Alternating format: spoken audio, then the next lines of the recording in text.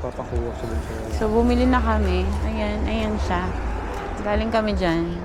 Bumili kami ng pangkamot sa likod. Tsaka ano pa yun, ha? Pangkamot sa likod. highlighter. Highlighter. Basta kung anik-anik yung binili namin. So, ayun.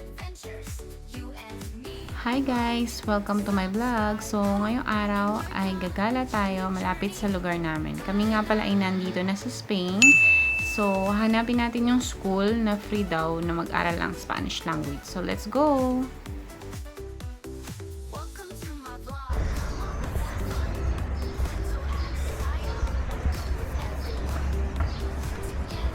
Pasyal-pasyal lang kami. Mga restaurant. Kasi pag paggabi, actually pag Saturday kasi ano nila, day off.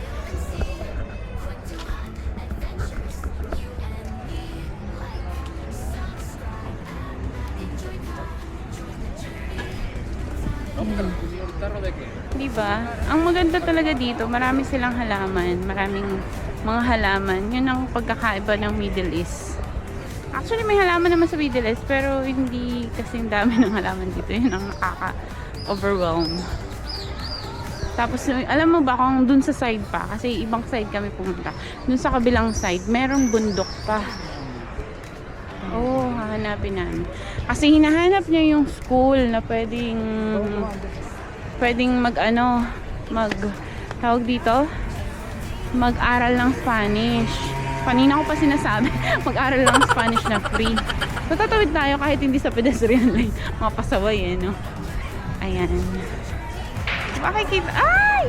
Makikita nyo, ayan. Bumangga pa yung kamay ko. At, alam mo ba nabasag din yung relo ko dito? Ano oras na? 20. Is 8 o'clock, I think. Pero tingnan mo, mga bata. Lalaro pa din dito. Mga nagbibilyar.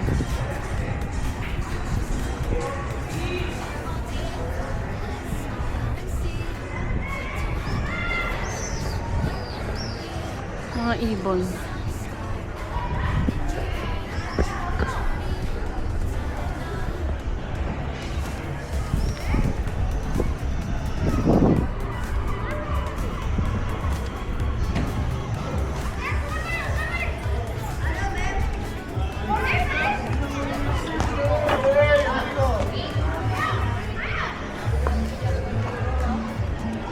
Minsan nahiya akong mag-vlog kasi hawak ko yung camera, so hindi ko alam kung ibababa ko siya o ihaharap ko siya,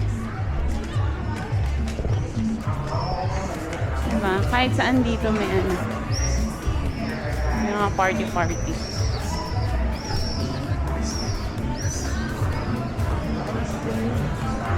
na yun. Second education permanente. Ayan, no? Makikita niya. Ayan na siya. Yun na. Okay. So, nakita niya na. Kasi, hindi ko alam kailan ba dapat ang start ng school nila. September? Okay. So, sa mga September, pwede kang mag-enroll. Free enrollment, di ko lang sure kung free enrollment, di ba? Pero alam ko free talaga yun, oo.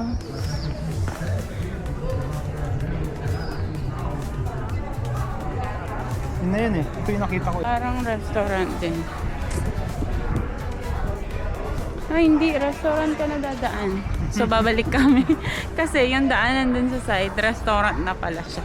So, pagbaba mo doon, kakain ka na, magbubuk ka na ng restaurant.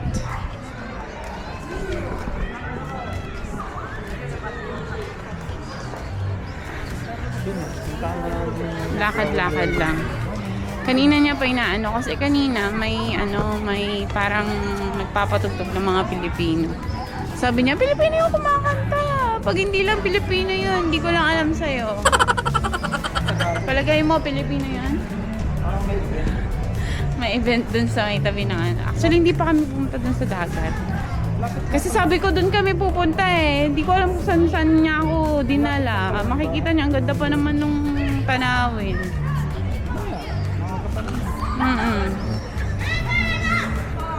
Saya-saya lang. Ang mga bata nag-hi sila sa vlog. Siyempre hindi pwede yun. Kailangan may may patnubay ng magulang ang kailangan. Charot. So yan. Ito na lang sa kabila. Diyan tayo dumaan kanina. Nung dito naman sa kabila, diyan na tayo dumaan kanina. Diyan sa side.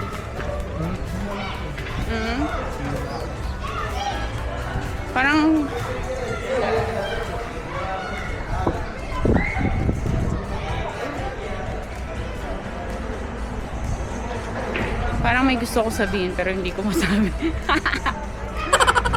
Nakalimutan ko in the middle of conversation.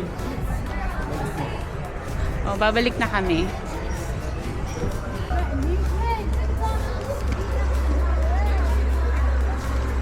So dito na kami sa may highway ulit. Ayan. Hanap lang kami ng pedestrian lane para dun kami lilipat. Para safe.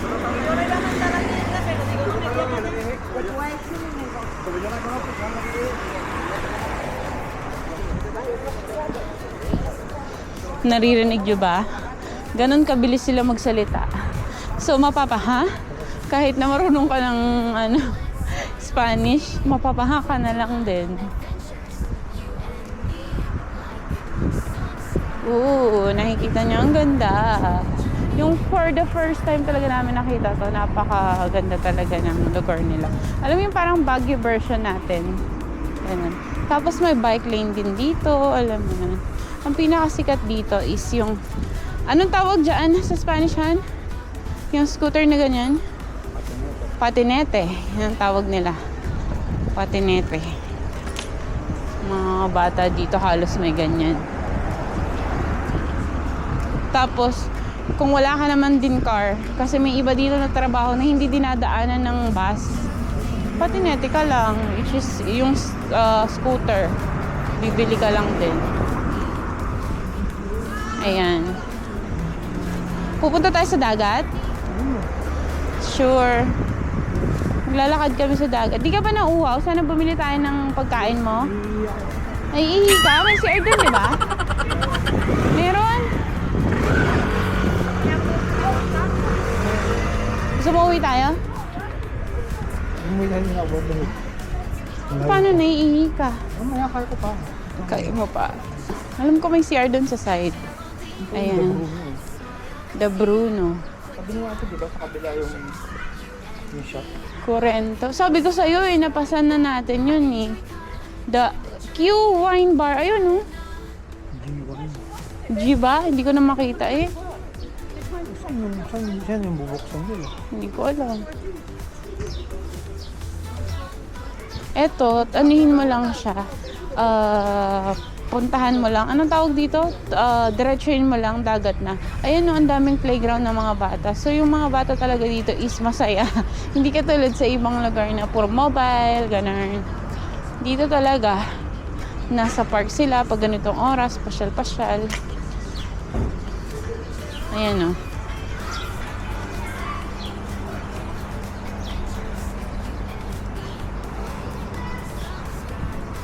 So ayan.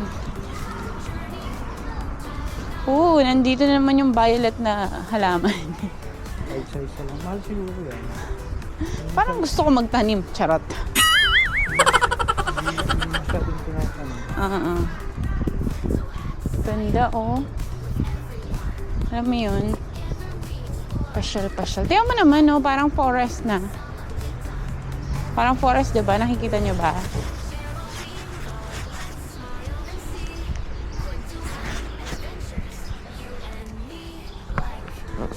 Kung nakikita nyo yan, ayan, parang mga forest na. Kasi mga laruan ng mga bata. Tapos lakad-lakad lang muna kami. Para makarating. Didiretsuhin nyo lang yan. Tapos yun na. Ayan na. Didiretsuhin nyo lang to, tapos yun na. Dagat na siya.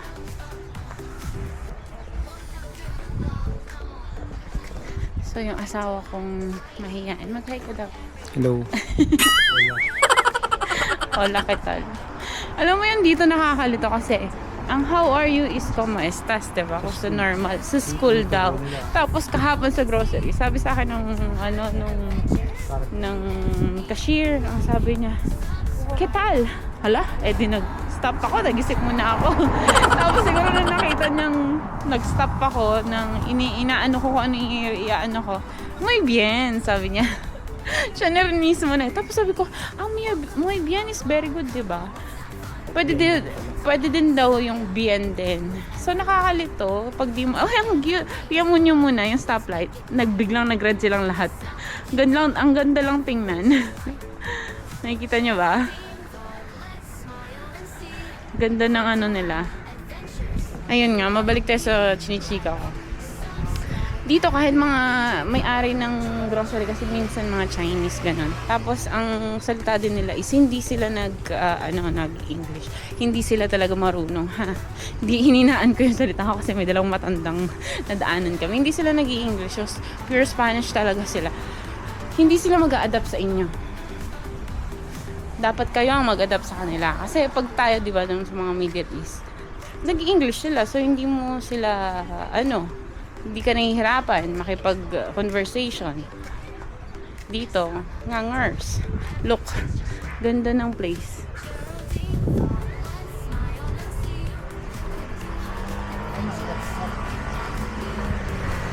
Ayan o. Ang daming pine tree dito, guys. Wait lang. Nasa ako eh. Ay! Tatakbo ako kasi. Ang asawa ko iniwan na ako.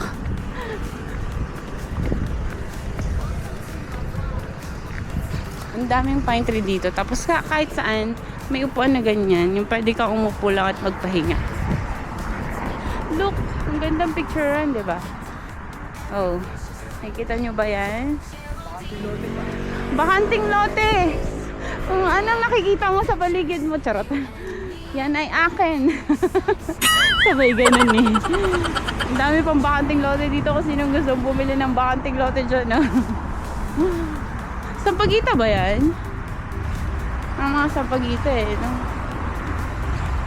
Nakikita nyo ba yung sky, guys? Ang ganda. Talaga yung hangin. Ang lamig ng hangin dito. Anong oras na? 20:54. So nasa 9.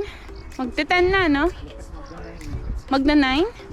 Alam, ang hirap talaga akong kasi dito pala na hindi ko ba nasabi sa inyo na military time ang ginagamit nila. Hindi sila gumagamit ng 12 hours. 24 hours. So, ako inihirapan, magkwenta pa ako, 13, 14, 15, bibilangin ko pa anong oras na, 1 o'clock, 2 o'clock. Bobo lang, girl. Charot lang. Hindi, pero syempre, hindi ko nakasanayan eh, kaya, ganun. So, tahimik muna tayo kasi may mga kasabay tayo, niya. Minsan tinatakpan ko yung camera pag may makakasabay ako, kasi tumitingin pa sila. Alam mo yun. Ayan. Kikita niyo ba yun? Ganda Look.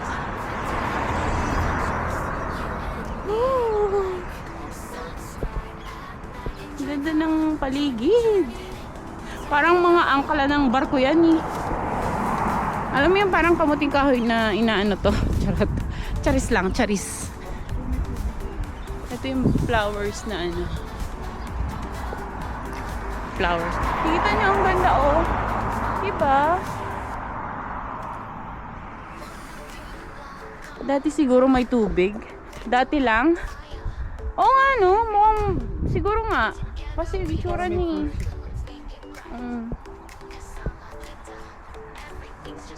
may bench na naman. Pwede ka magpahinga, umupo, ganun, mag-daydreaming.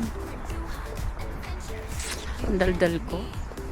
Kaya mo, yung mga simpleng bulaklak lang. Sa atin lang to eh. Damo. Pero parang maganda na. Ano ba na? Kasi ngayon ko na lang ulit nakakita ng mga ganyan. Kamo yung mga anahaw sa atin, dito lang, diba? Anahaw ba yan? Anahaw, Hindi ko alam kung anahaw yung pinagsasabi ko, pero mukha siya anahaw.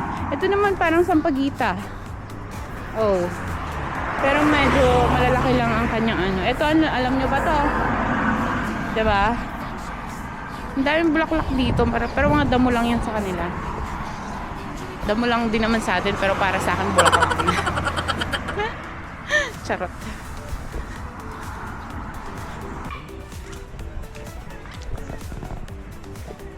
Dito na kami sa dagat, guys. Ayun, nakikita niyo ba yung view? Naglakad lang kami. Lumusot kami doon. Ano yung puno? Ano mo, oh. Diba?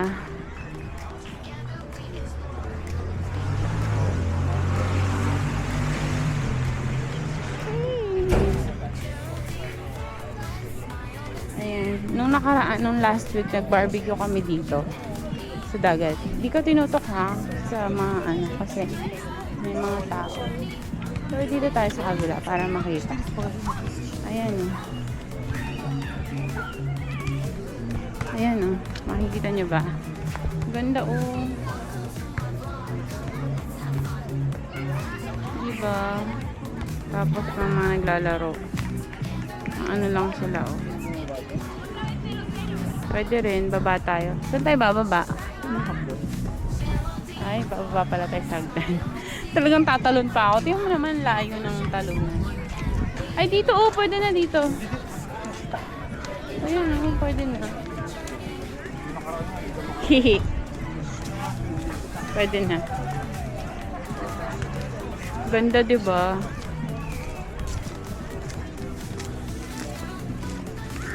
Step lang. Dito tayo. Ah, parang ito yung shower kapag nag-ano ka, beach ka. Pag naligo ka ba? Yan o.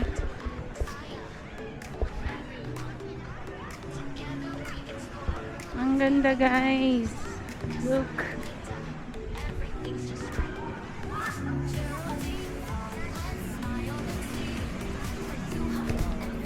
Diba? Saan ka pa? Sa dagat ka na. Chapot. Ayan o. Napaka-peaceful lang. Ayan.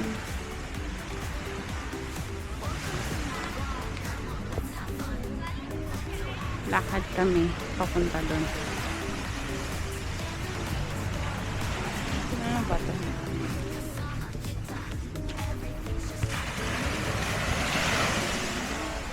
Ooh. Bumabaon yung paa ko. Naamoy ko na talaga yung dagat. Tingnan mo. Yung mga seaweeds. Mga bato-bato. Tataas natin ang ating pantalon para hindi sumayad.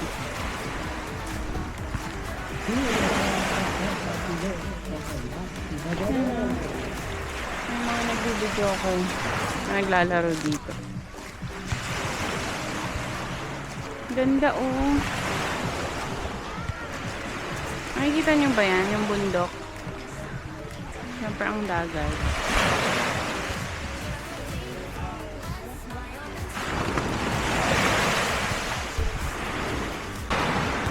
Yan, nasa dagat na tayo guys. So, ayan lang ang tanawin dito. Kung gusto nyong magliwaliw dito sa dagat. Libre lang. Basta, magdala kayo ng kanin. Nung nakaraan nga, sabi ko sa inyo, nag-barbecue kami dito sa may banda dito. 7 o'clock daw nag-start yung pwede kang mag-ihaw. Pero kailangan mo pang magpa-schedule. Pag dito. Ang daming bato oh.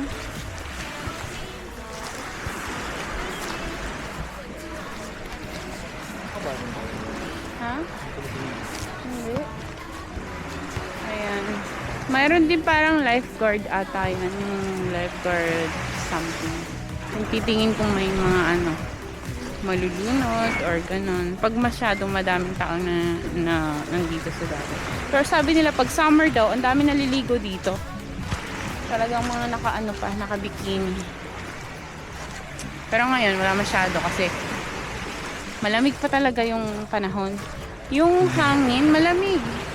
Tamo nga, nakapang ano pa kami. Ito nga, naka-jacket pa.